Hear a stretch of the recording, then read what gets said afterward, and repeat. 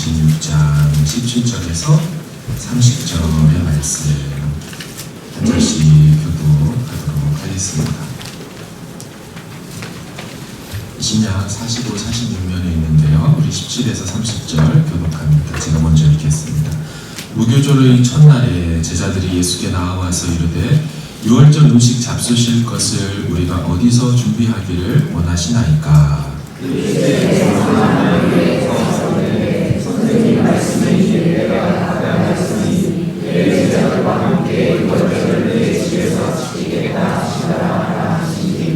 제자들이 예수께서 시키신 대로 하여 유월절을 준비하였더라.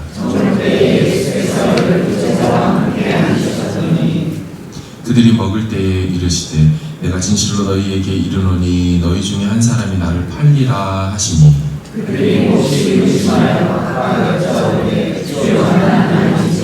대답하여 이르시되 나와 함께 그릇에 손을 넣는 그가 나를 팔리라.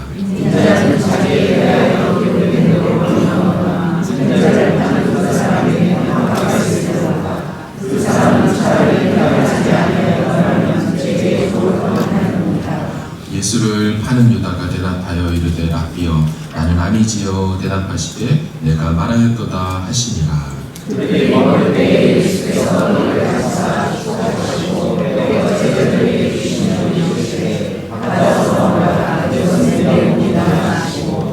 또 잔을 가지사 감사기도 하시고 그들에게 주시며 이르시되 너희가 다 이것을 마시라. 이것은 제 사람을 깨하려고 많은 사람을 먹이려나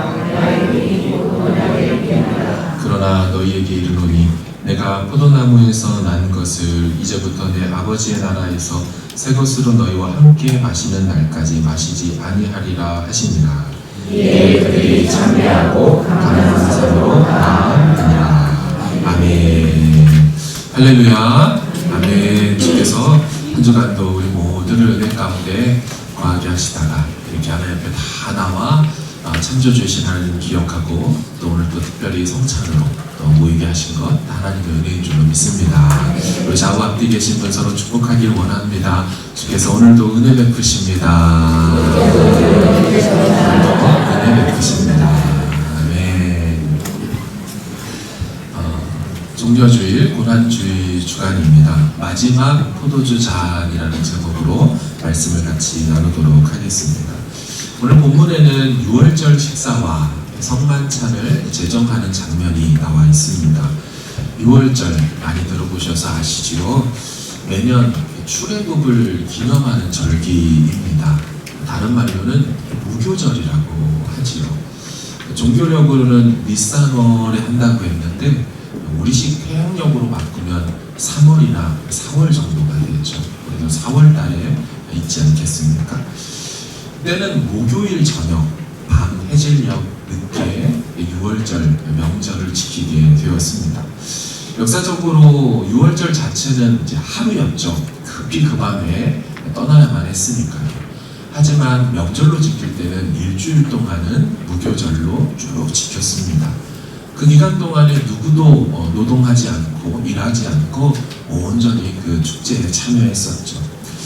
음식을 먹을 때에도 이 명절에는 세 가지 음식으로 정해져 있었습니다. 어린 양을 먹었죠. 이 어린 양은 출애굽 때 인방과 문설주에 발라서 그 죽음이 피해가게 되었던 그것을 상징하는 것이고요. 또 그런가 하면 쓴 나물을 먹었습니다. 그것은 이집트에서 고난과 압제 속에 있었던 걸 기억해라. 주님이 거기서 너희를 건져내신 걸 기억해라. 그래서 쓴 나물을 같이 먹었던 거죠. 이 유월절에는 좀 준비가 필요했습니다. 말씀드린 대로 제물에 하기에 적당한 어린 양을 준비해야겠고요.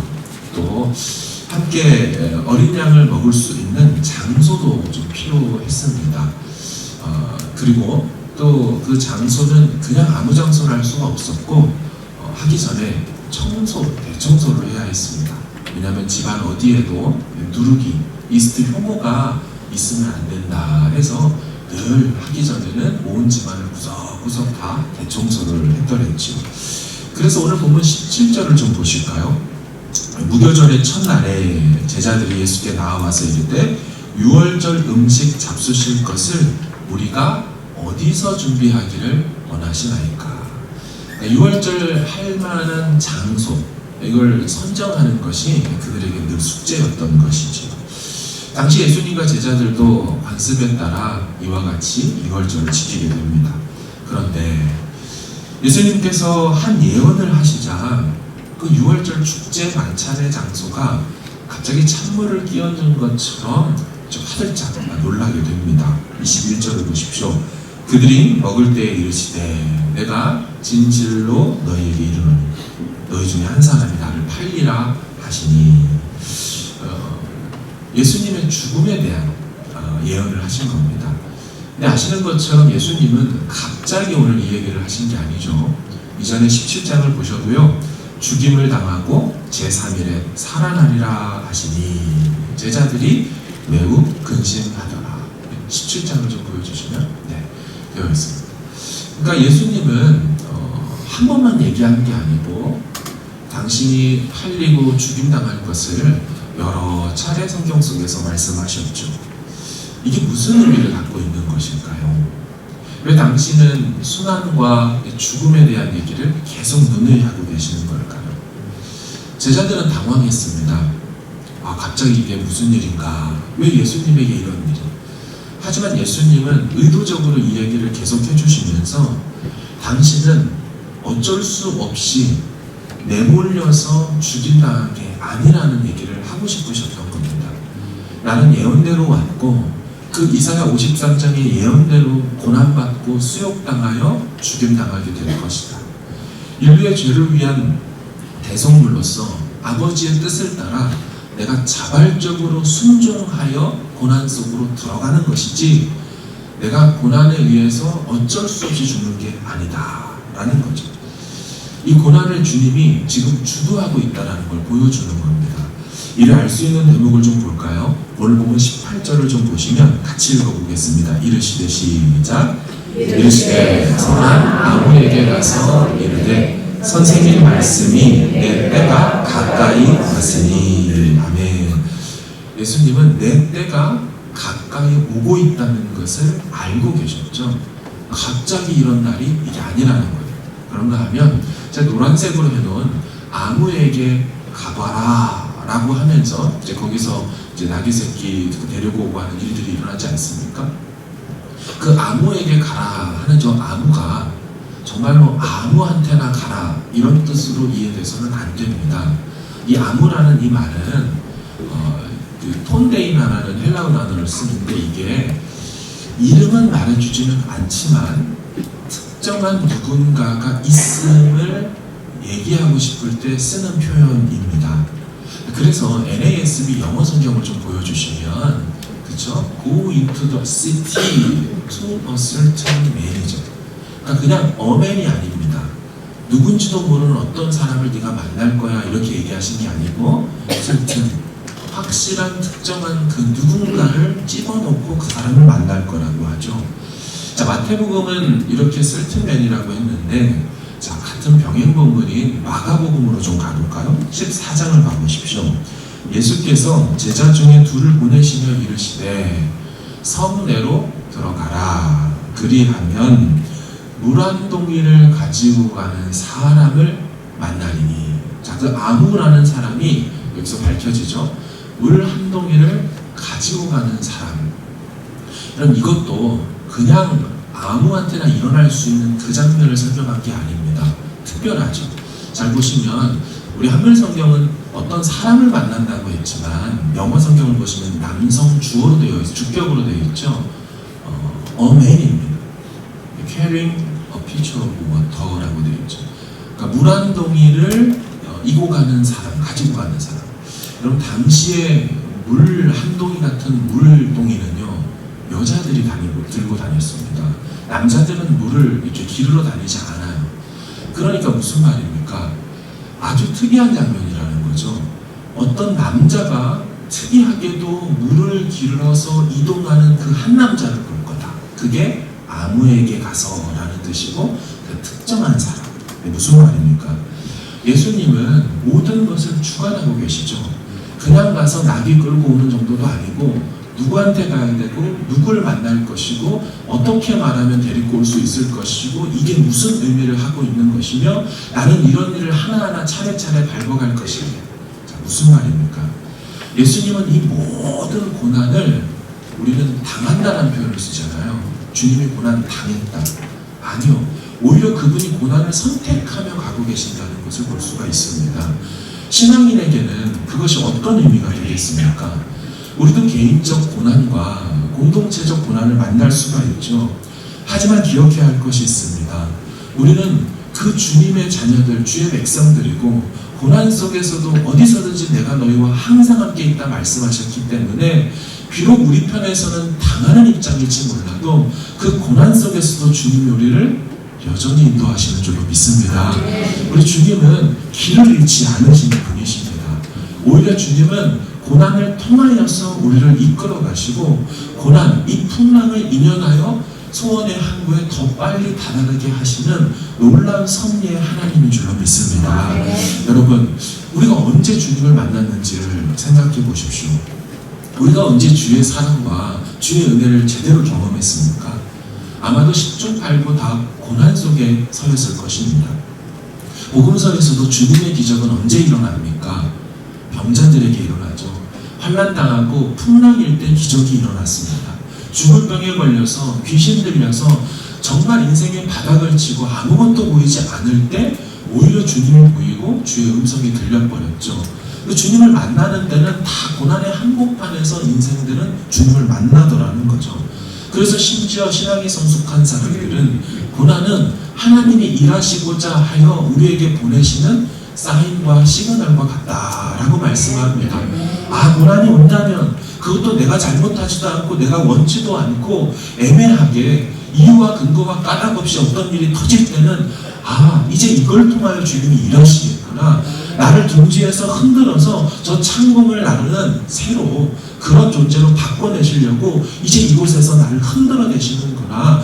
내가 멈춰있고 안주하려고 하니 주님 나를 채근하여 일어서서 더 달리게 하시려고 그렇게 내 삶을 흔들어 놓으시는구나.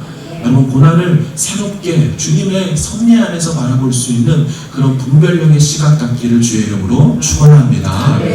다시 말씀으로 돌아오면 여러분, 6월절 도중에 너희 중에 한 사람이 나를 팔리라 하신 예수님의 예언에 제자들이 난리가 났습니다. 그들이 이 얘기를 듣고 깊게 슬퍼하고 근심하거든요. 그래서 묻기를 시작하죠. 22절을 좀 보겠습니다. 같이 읽을까요? 시작. 그들이 몹시 근심하여 각각 여짜보되 주여 나는 아니지요. 아멘. 질문이 좀 이상하지 않습니까? 주여 나는 아니지요. 메티 에고 에이미라고 하는데 이 메티라는 단어가 부정적 응답을 기대하는 의문부사입니다. 그러니까 아니라는 답이 나오기를 기대하면서 아예 물어보는 겁니다. 그러니까 이런 거죠. 주님 저는 아니죠?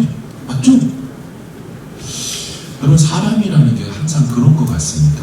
나는 아닐 거라고 확신을 합니다.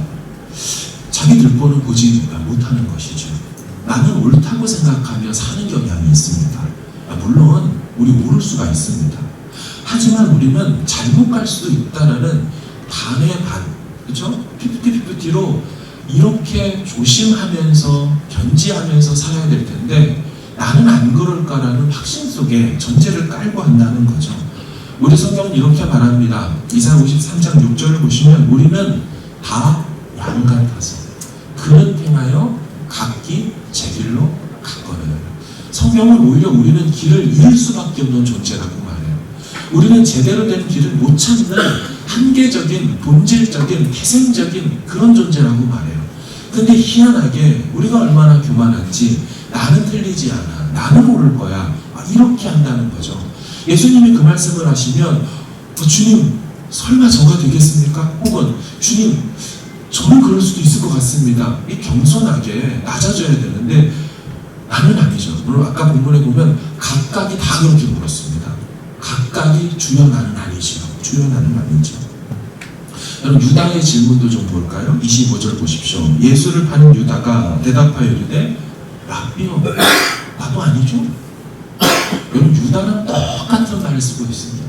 유다도 자기가 팔 생각을 하면서도 자기 양심과 마음을 다 속여가면서 그렇게 질문하죠. 여러분, 이렇게 질문했던 유다를 포함했던 모든 제자들이 예수를 버렸죠. 한 명도 예외 없이 예수 곁을 다 떠나고, 베드로는 이놈들 다 그렇게 버릴지라도 저는 절대 아닙니다, 여러분, 확신한 만큼 넘어졌습니다. 여러분, 이 대목에서 우리는 무엇을 배울 수가 있을까요? 우리는 어떻게 자신을 돌아봐야 하겠습니까? 주여, 저는 약합니다. 주님, 저는 넘어질 수 있습니다. 그러니 주님이 저를 붙들어 주셔야 합니다. 그러니 저를 주님께서 길 잃지 않도록 당신의 말씀의 등으로 내 길을 비춰주셔야 합니다. 그럼 이렇게 하는 자세가 겸손하고 바른 자세죠. 성경이 뭐라고 합니까? 교만은 패망의 선봉이요, 교만한 마음은 넘어짐의 앞잡이다 라고 그랬어요. 교만하면 넘어지는 거죠. 여러분, 제자들이 예수님 고난당하고 끌려갈 때 실패했던 이유가 무엇입니까? 여러분, 이 장면 뒤에 예수님 어디 다 데리고 갑니까? 겟세마네 데리고 가죠. 거기 가서 다 같이 기도하자고 요청을 합니다. 왜 그렇습니까? 이제 시험될 일이 다가올 거거든요. 시험에 들지 않게 깨어 기도하라고 이 시험에 들지 않을 수 있는 방법과 장소까지 이끌어 주었죠. 그들은 교만했죠. 그러니까 기도하지 않았던 것입니다. 내가 다짐하니까, 내가 절대 아닐 거라고 확신하는데 와라, 나는 충분히 막아낼 수 있어. 아니요, 그 과신 때문에 기도하지 않았고, 그래서 결국 자기 힘으로 버티다가 두려움이 다가오자 다 주행당을 친 것입니다. 우린 겸손해야 하죠. 근데 그 겸손은 반드시 기도의 자리로 연결되어야 합니다. 제자들이 넘어진 이유를 성경은 분명히 밝히죠. 그들은 겟세마네에서 실패했기 때문이다 라고 말합니다. 그 기도의 자리에서 졸며 자는 이를 주님이 와서 3번이나 깨웠건만 그들은 이겨내지 못하죠. 그러니 무너진 것입니다. 나는 주님 믿어, 나는 달라, 난 모태신앙이야, 난 직분이 이래. 여러분, 이렇게 자기 입으로 말하는 것은 아무런 소용이 없습니다. 3년간 동거동락한 게 제자들이었어요. 예수님의 기적을 맨 앞자리에서 직관했던 자들이 제자들이었어요. 예수님의 그 말씀을 맨 앞자리에서 직접 비로들었던 자들이 제자들이었어요. 우리 중에 그런 사람이 있습니까? 우리 중에 제자들처럼 예수님 음성을 직접 늘 듣고 예수님의 기적을 눈으로 직접 본 사람이 있어요? 그렇게 많은 경험에 노출되어도 기도가 없자 그들이 무너져 버렸어요. 성령 충만하지 않자 그들은 여지없이 무너졌어요. 누가 자신할 수 있겠습니까? 우리 모두 기도의 자리에 나와 주님이 붙들어 주시는 그 붙드시는 손과 힘 때문에 서 있을 수 있기를 주의 이름으로 축원합니다. 여러분, 이번 주가 고난주간 집회가 있습니다. 이 자리는 겸손히 주 앞에 무릎 꿇는 자리예요. 너희가 나와 함께 1시간도 함께 기도할 수 없더냐? 예수님이 그 시험에 들지 않도록 바라셨던 그 시간까지 정해준 시간이에요. 밤새 주님은 기도해도 너희들은 1시간만 기도하면 좀 안 되겠니? 라고 했던 시간이에요. 이렇게 보내도 한 주를 보내고 저렇게 보내도 한 주를 보낼 거예요. 나는 걱정 없습니다. 4월 오늘 첫째 주예요. 남은 2023년 9개월 동안 끄떡없습니다. 여러분, 아무리 무언장담해도 인간의 의지는 넘어지게 되어 있어요. 그게 아닙니다. 주님이 붙들어 주셔야 저는 서 있을 수 있습니다. 여러분, 이런 말이 있죠. 무릎 꿇는 자가 가장 잘 서 있는 사람이다 라는 표현이 있어요. 왜 무릎을 꿇었는데 제일 잘 서 있겠습니까? 주님이 붙들어 주시니까 가능한 일이죠. 이번 한 주간 하나님 앞에 다짐해 봅시다. 내가 시간을 정해서 주님 1시간 나와 같이 기도하겠습니다. 말씀과 찬양 그 은혜 안에 잠겨서 이 문제 놓고 지금 이 상황 놓고 이 애매한 고난 앞에서 저 기도하겠습니다 라고 나아가 정말 결국 그 시험을 이겨내는 저와 여러분 되기를 축원합니다. 자, 이제 예수님이요 성찬식을 하게 됩니다. 우리 지금 성찬식의 장면을 같이 읽겠습니다. 26, 27절 시작. 그들이 먹을 때에 예수께서 떡을 가지사 축복하시고 떼어 제자들에게 주시며 이르시되 받아서 먹으라, 이것은 내 몸이니라 하시고 또 잔을 가지사 감사하기도 하시고 그들에게 주시며 이르시되 너희가 다 이것을 마시라. 아멘. 자, 6월절에 먹는 음식을 앞에서 말씀드렸죠. 어린 양이 있습니다. 무교병, 누룩 들어가지 않는 빵이 있습니다. 그리고 쓴나물이 있어요. 하지만 이 세 가지의 음식 외에 한 가지가 더 있죠. 오늘 본문에 보니까 뭐를 마십니까? 포도주라는 걸 마십니다. 그런데 늘 이 명절에는 6월절에는 포도주를 개인 앞에 4잔씩을 갖다 놨다고 합니다. 이 그냥 포도주를 식사 때 막 들이키는 것이 아니고 이 4잔을 두고 순서에 따라 의식을 가지면서 했던 것입니다. 자, 그 순서들을 잠시 좀 볼 텐데요. 먼저 이 6월절 시작하기 전에 먼저 기도를 하십니다. 그리고 기도가 끝난 다음에는 예수님이 첫 번째 포도주잔을 들자고 하시죠. 모두가 첫 번째 포도주잔을 마십니다. 그런 다음 채소와 그 쓴나물을 양념 소스에 찍어가지고 이제 먹습니다. 자, 그 장면이 23절을 보십시오. 대답하여 이르시되 나와 함께 그릇에 손을 넣는 그가 나를 팔리라. 근데 저 그릇이 바로 쓴나물과 나물을 찍어 먹는 소스 그릇입니다. 따라서 지금 저 23절은 첫 번째 포도주 잔을 마신 뒤의 장면이라는 걸 알 수가 있습니다. 자, 그리고 나서 찬양을 부릅니다. 6월절 때 부르는 찬양은 6곡이 있는데 시편 114편에서 118편을 나누어서 부르죠. 첫 번째 잔을 마시고 나서 그리고 나서 113, 114 이 두 편의 찬양을 부르죠. 자, 그러고 난 다음에 자녀들이 가족들이 함께 6월절을 지키니까요. 자녀들이 부모들에게 묻습니다. 그것도 의식이에요. 이 6월절의 의미는 무엇입니까? 라고 물으면 부모님들이 이렇게 대답해 주라고 출애굽기 12장에 나옵니다. 보시면 이후에 너희의 자녀가 묻기를 이 예식이 무슨 뜻이냐 하거든 너희는 이르기를 이는 여호와의 6월절 제사라. 여호와께서 애굽 사람에게 재앙을 내리실 때에 애굽에 있는 이스라엘 자손의 집을 넘으사 우리의 집을 구원하셨느니라 하라 하매 백성이 머리 숙여 경배하니라. 그러니까 6월절의 의미를 부모가 신앙교육을 시키도록 되어 있었죠. 자, 이렇게 난 다음에 이제 두 번째 포도주잔을 마시고 그리고 이제 양고기가 드디어 산 위에 오르게 됩니다. 그런 다음 이제 세 번째 포도주잔을 마시는데 이 잔을 세 번째 잔을 이른바 축복의 잔이라고 불렀습니다. 이 축복의 잔 세 번째 잔을 마신 다음에는 감사하는 기도를 하시고요. 그런 다음 나머지 4곡 115편부터 118편을 찬양을 하게 됩니다. 이 장면도 오늘 보면 27절에 나와 있죠. 보세요. 또 잔을 가지사 의식을 계속 하고 있는 거예요. 근데 두 번째 잔은 표현이 안 됐습니다. 세 번째 잔이죠. 감사기도 하시고라는 대목 때문에 이게 세 번째 잔인 걸 알 수 있는 겁니다. 자, 그들에게 주시며 이르시되 이렇게 줬어요. 근데 유대인들은 한 잔으로 돌려서 포도주 잔을 마셨다고 합니다. 왜냐하면 다 가족끼리 명절을 지키기 때문에 우리가 한 가족이다, 한 몸이다 이걸 확인하는 의식처럼 포도주 잔도 이제 아버지가 그렇게 하고 다 같이 돌려 마시는 거예요. 그런 다음 네 번째 마지막 포도주 잔을 마심으로 본격적인 이제 만찬이 시작이 되는 것입니다. 자, 지금까지 얘기를 좀 화면으로 보여주실까요? 첫 번째, 6월절 만찬에 포도주 잔이 4잔이 있다고 했습니다. 기도한 다음 시작을 해요. 첫 번째 잔을 마시고 채소와 쓴나물 소스 찍어 먹었죠. 찬양 불러요. 자녀들이 6월절 의미를 물어요. 답을 해줍니다. 다음 두 번째 잔을 마셔요. 양고기가 올라오면 만찬이 시작이 됩니다. 자, 세 번째 잔을 마셔요. 축복의 잔입니다. 감사기도 하고 나머지 찬송을 부릅니다. 자, 이제 네 번째 잔을 마시고 본격적으로 식사가 시작되는데 특이한 부분이 있습니다. 오늘 본문에 예수님이 저 네 번째 잔을 마시지 않겠다고 하는 장면이 나옵니다.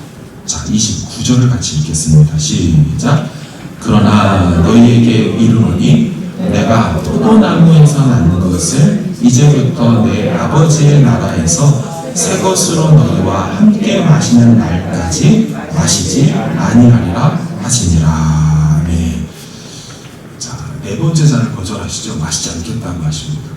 포도나무에서 난 것, 포도주를 얘기하고 순서상 감사기도가 있었기 때문에 네 번째 잔이죠. 그것을 마시지 않겠다. 성경은 예수님이 네 번째 잔을 거절하는 것을 분명히 말해주죠. 왜 거절하셨을까? 이유가 나와 있습니다. 내가 거절하는 이유가 있는데 이건 지금 마시지 않고 언제 마시겠대요?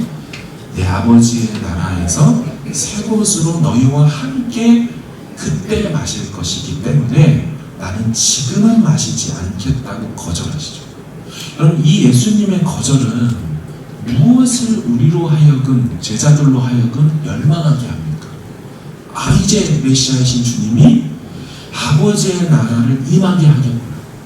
이제 하나님의 나라가 오시겠구나. 그때 그 완성되는 하나님의 나라에서 이 네 번째 잔을 드시면서 그 완성과 성취를 축하하고 기념을 제대로 하시겠구나를 지금 그들로 하여금 바라보게 만들죠. 예수님이 그거를 기다리자고 얘기하시는 거죠. 굳이 비유를 든다면 대한민국이 축구를 하는데 월드컵에 나갔습니다. 16강, 8강, 4강에서 멈췄죠. 2002년도에. 그게 결승까지 올라갔다고 쳐보십시오.